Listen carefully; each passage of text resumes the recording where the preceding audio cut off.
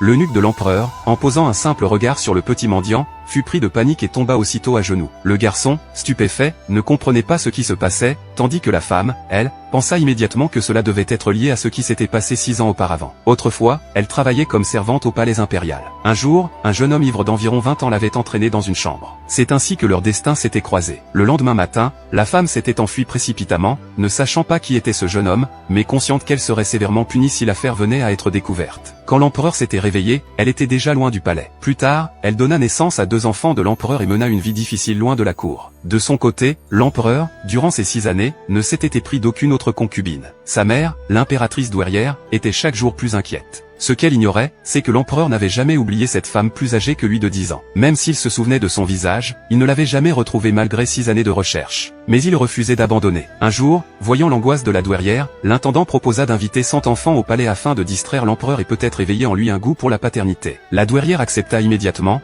et chargea l'eunuque d'organiser l'événement. L'eunuque, qui avait vu l'empereur grandir, aperçut un garçon négligé parmi les enfants et fut frappé par sa ressemblance frappante avec l'empereur. Pris d'une hallucination ou d'un choc, il s'agenouilla aussitôt, effrayé. Convaincu de leur ressemblance, il proposa que l'enfant soit présenté à l'empereur et à la douairière. La femme, accompagnée de ses 2 enfants, fut alors amenée au palais. La douairière, ravie de voir tous ses enfants, remarqua soudain une petite fille qui lui inspira une étrange familiarité. Elle la trouva adorable. Alors que la femme allait prendre la parole, sa sœur la dénonça publiquement comme une dévergondée ayant eu des enfants hors mariage. Furieuse, la douairière estima que cette femme avait insulté l'honneur de la réception et voulut la punir sur le champ. Voyant sa mère blessée, le garçon entra dans une rage soudaine. Il mordit la main d'un garde, se précipita dans la salle principale et accusa la douairière d'injustice, jurant que, devenu grand, il vengerait sa mère. Tout le monde fut pétrifié. Un serviteur voulut le punir pour avoir manqué de respect à la noblesse, mais le garçon ne montra aucune peur. Il déclara qu'il n'avait que 5 ans et que, selon la loi, les enfants de moins de 7 ans ne pouvaient être punis. Avec calme, il exhorta la douairière à distinguer le bien du mal. La douairière, bien que furieuse, ne trouva rien à redire aux paroles du garçon. Celui-ci affirma qu'il honorait toujours ses parents, car qui ne pouvait même pas cela ne serait jamais capable de servir la société. Impressionnée par la maturité du garçon,